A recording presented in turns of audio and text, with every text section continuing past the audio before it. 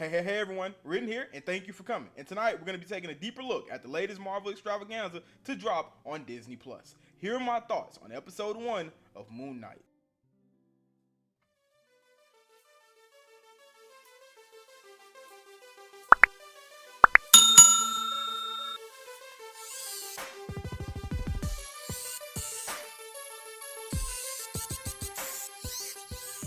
Welcome back everyone, and yes, the time has finally come for us all to become properly acquainted with the various aspects and personalities of the vigilante Moon Knight.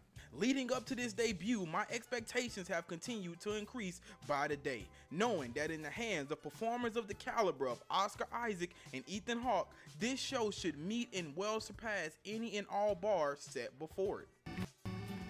I cannot face this world that's... From the trailers, I had already begun to assume that this show would get off to a pretty quick start, and it did exactly that. Beginning with the title itself, the goldfish problem refers directly to Stephen Grant's pet goldfish, Gus, which one day has one fin and the next day magically seems to have two, which among many other things alludes and highlights to Stephen the existence and happenings of his non-conscious activities that we the audience know, or at least believe at this point, to be that of his other personality, Marc Spector. In the comics, Marc Spector was a mercenary left for dead in the desert, where he was then revived by the moon god Konshu to be his avatar on Earth and to do his bidding. Due to Marc also having dissociative identity disorder, we're also introduced to his alters in Stephen Grant and cab driver Jake Lockley, as well as a few others during his comic run. Thus far, it seems we'll only be seeing two in the show. Bloody hell.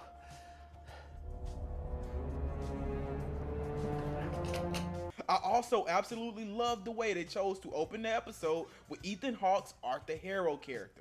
We get a bit of a glimpse into who he is and just how hardcore we seem he happens to be, as we see him drinking water from a glass and then breaking it into shards and placing them in his shoes, which is a bit of a comic homage to him being a Nobel Peace Prize candidate in the field of pain theory, which makes sense considering his character was born with a condition that causes him to constantly experience pain, and somehow it seems he gets hooked on it. We also get a close-up shot of his tattoo here of the balance scales, which represent the ones used in the Egyptian Afterlife by the god of the dead Anubis to weigh a person's heart against the feather of Mot, the goddess of truth and justice.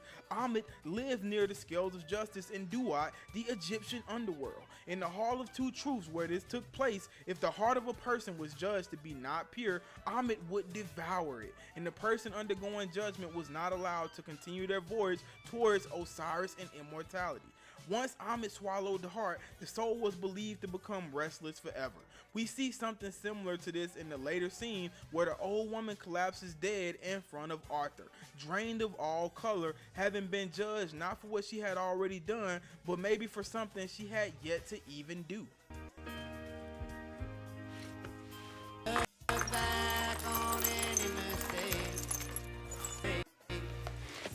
In the fury, every leaf that trembles.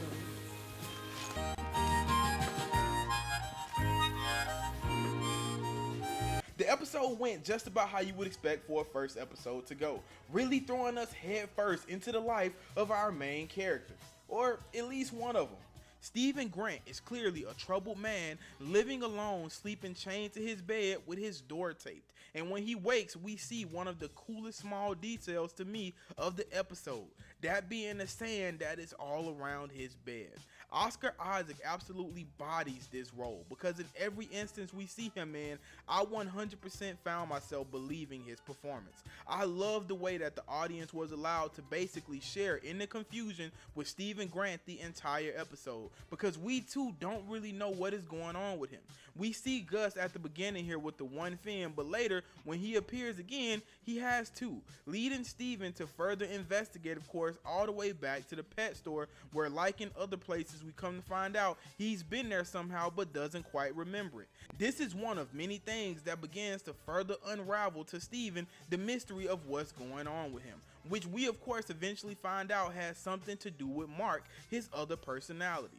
There were also a few on-the-nose moments and Easter eggs throughout this episode. Like the little girl at the museum asking him if it sucked being rejected by Anubis at the Field of Reeds, which to me seems like either they're alluding to his backstory in the show that we'll find out about down the road, as in him maybe dying on one of his quests as Marc before he became Moon Knight, or just a tip of the hat to his comic origins. It's clear at this point though that Marc is already Moon Knight, as we see at the end of the episode, so I definitely expect a flashback in the coming weeks to show how all of that went down, because at this point I believe he's been Moon Knight for at least 2 weeks to a month. And only the worthiest would be allowed to pass through the Field of Reeds. And did it suck for you?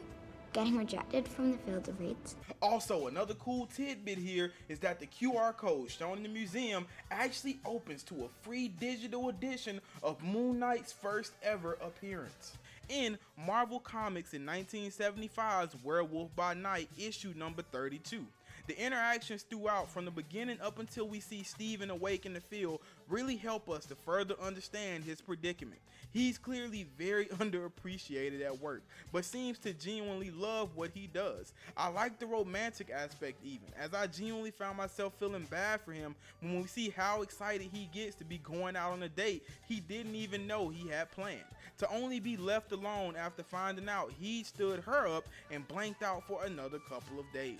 And I love the transitions here. The show has woven the confusion and mystery of it all perfectly into the visual presentation, as we see Steven doing his best to stay awake and not blank out again, listening to recordings and continuing to do research and learn about the Egyptian Ennead, which I'm really glad it seems the show will be delving deeper into. Essentially, the Ennead, or the gods of Egypt, that hail from the pocket dimension adjacent to Earth known as the Celestial Heliopolis, a nexus to which is located on Earth in Egypt, which allowed for them to be worshipped by humans on Earth as far back as 10,000 BC. The Panther god Bast, whom you may already be familiar with from Black Panther, is a part of this group and is also worshipped in Wakanda, as you know, along with select others from the Ennead. Try a book. Reading can keep your mind alert and focused. Chapter you'd like to be a part of? Just remember, you'll need a... Now, the highlight of the episode for me was definitely Steven awakening the field after tossing the Rubik's Cube in the air, and everything that subsequently followed. I expected we would get to see just a bit of action, but not this much. We actually see a bit of Konshu here for the first time, which was cool, and we hear his voice, which is done by none other than F. Marie Abraham, a voice you should recognize from several other outings like the Grand Budapest Hotel, Inside Llewyn Davis, and tons of other things. I love the way he speaks to both Steven and Marc, even going so far as threatening them both if Steven, dubbed the Idiot, allows them to die and or lose the Scarab, which seems like it may be our MacGuffin going forward. The time jumps and the blinking in and out of consciousness seem to take place at the absolute worst times, and whenever Steven seems to be in mortal danger, we see, or don't for that matter, Marc take over and handle things, and then control is relinquished back to Steven. The downside to this particular trip is that Steven lands himself on the radar of Arthur Harrow, who thus far seems to be playing it quite cool and has a cult-like following near his compound in this town. The back and forth between Arthur and Steven was so entertaining, and I don't believe at this point that even Arthur knows fully what's going on with Steven any more than he does. But based off the test we see him do in the square, we can at least guess what Arthur's role and powers may be as Amit's avatar and conduit into this world. Who'd like to go first? Offering your soul for judgment, wanting to serve our goddess even before she wakes. I judge you in Amit's name. This is the face of a good man. But as we see here in the scenes with Steven closing his fists and keeping the Scarab away from Arthur, Konshu has the ability to control his body. And as we have yet to see and find out how exactly he became Moon Knight, we don't know for sure that the show will follow the comics and that Konshu saved Marc Spector from death in exchange for Marc being his avatar on Earth. But him stealing the donut truck here started a whole troop of fun moments as we see him phase in and out before waking back up as Steven in bed. This is where we see him finally start to figure things out after returning from his failed date attempt. After seeing the scratches on the floor underneath his table and finding all of Marc's hidden items up above. Layla will eventually be his love interest in the show, as we see he's missed several calls from her. We also see Duchamp listed under his missed calls, which is a comic book reference to Jean-Paul Duchamp, who was a French soldier known as Frenchie, who functioned as Moon Knight's pilot and trusted confidant.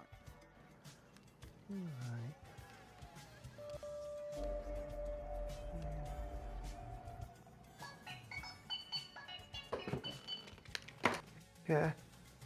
Oh my god, you're alive. Yeah, all right.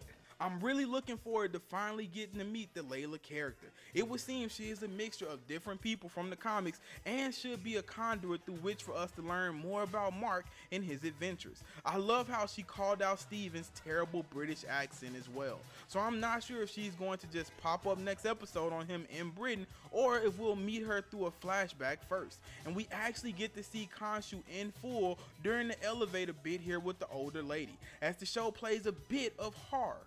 But seeing Steven come face to face with Konshu here only to blank out again was great. Waking up again on the bus being followed by Arthur himself, and what many people thought was an hallucination until he popped up in the museum immediately after.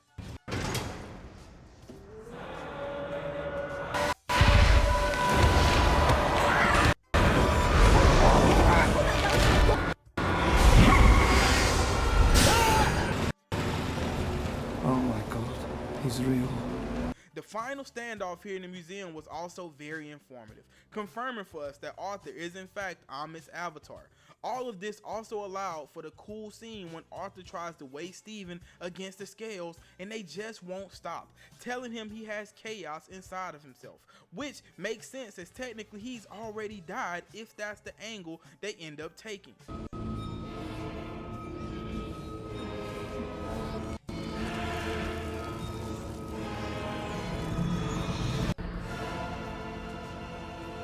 There's chaos in you. And last but not least, did you all see this ending? Because it left me both speechless and buzzing from wall to wall.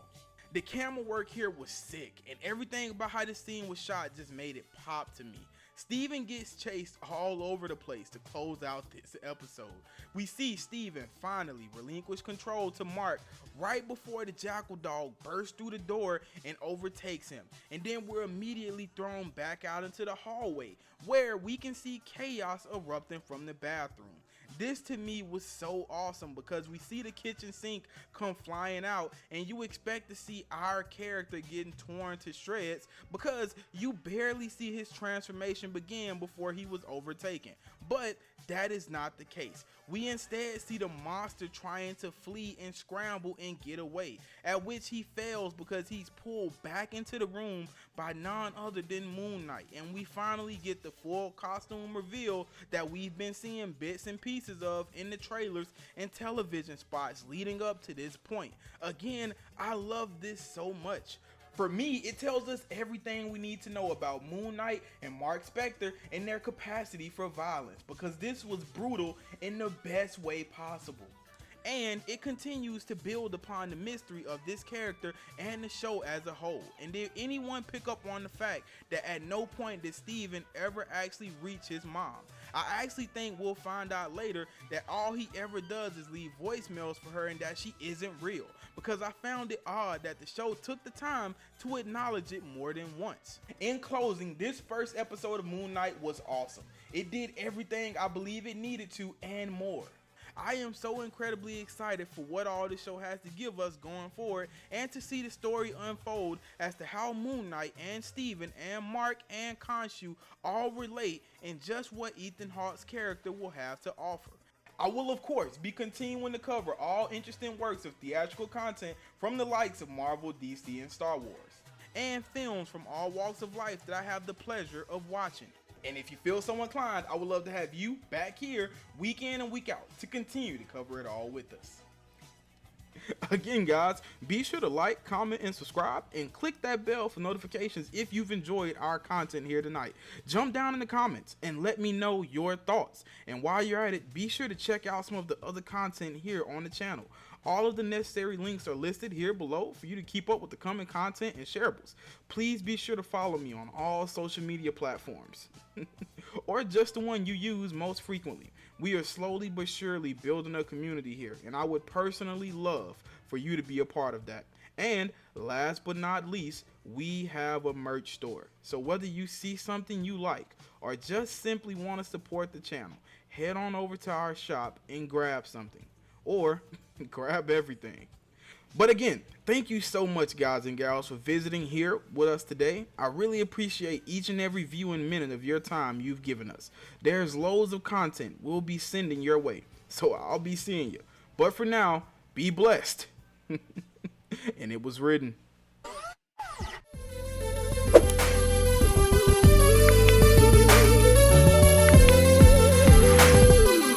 Looking out across the nighttime, the city sleeps inside. Yeah, hear her voice shake my window, sweet seduce inside. Yeah, send me out into the nighttime, for walls won't hold me tonight.